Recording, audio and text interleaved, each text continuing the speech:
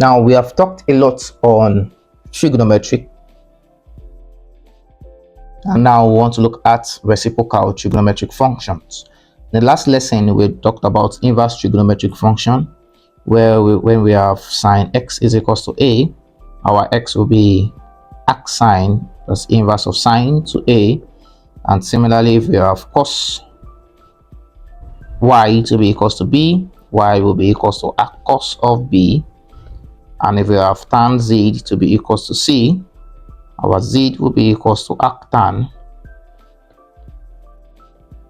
of c. So what is reciprocal function? Reciprocal function is different from sine. Now, in addition to the three trigonometric ratios that we have three reciprocal ratios. Remember, we have sine theta, we have cos theta, and also we have tan theta. Now, when we take the reciprocal of this, remember, not the inverse, the reciprocal. The reciprocal will be 1 over sine theta. Reciprocal of this will be 1 over cos theta, and the reciprocal of this will be 1 over tan theta. Taking the reciprocal of this 1 over sine theta is called cosec theta, or let's say cosec tan theta.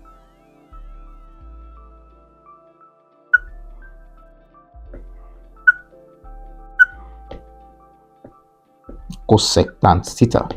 1 over cos theta is called secant theta, and 1 over tan theta is called cotangent theta. Now, this cosec tan theta is reduced to cosec theta, 1 over sine theta, and the secant theta is being reduced to sec theta, just for ease in calculation. And our cotangent theta is reduced to cot theta, which is 1 over tan theta. Now, we also observe that even this cosec theta is quite long. You will find out that some textbooks will just use CSC theta. Cosec theta is equals to 1 over sine theta. Now, we can now say that cosec theta is the reciprocal of sine theta. Secant theta or sec theta is the reciprocal of cos theta, and cot theta or cotangent theta is the reciprocal of tan theta.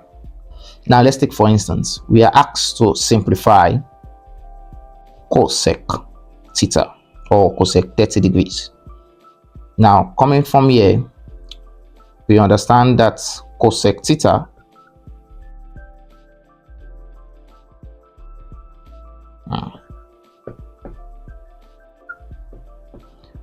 cosec theta is equals to 1 over sine theta. Definitely, if we change this theta to 30 degrees and change also this theta to 30 degrees, we will have that cosec 30 degrees is equals to 1 over 30 degrees.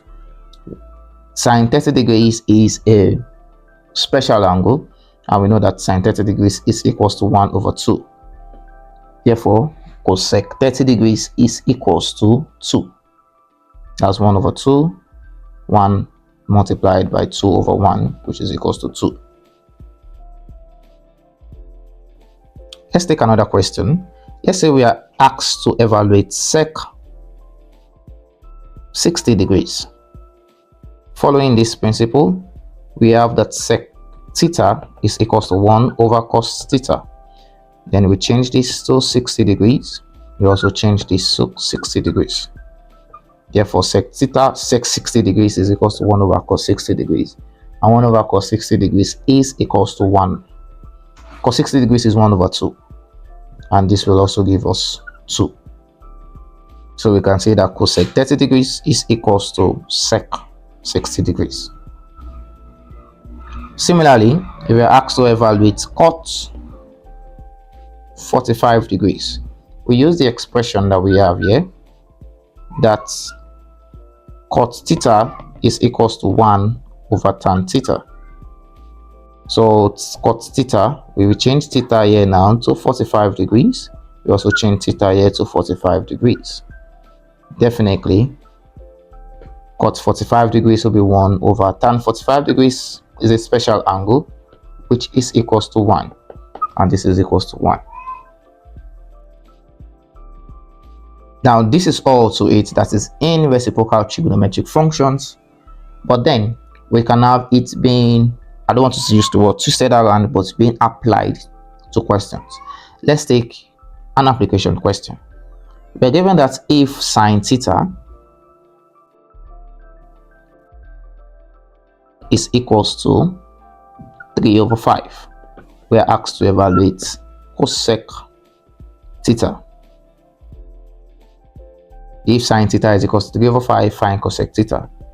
Of course, we know that cosec theta from our expression here, that cosec theta is equals to 1 over sine theta. Therefore, we'll substitute our sine theta to it. We have cosec theta to give us 1 over 3 over 5. And the reciprocal of 3 over 5 is equals to 5 over 3. Moving on, let's simplify this in another question.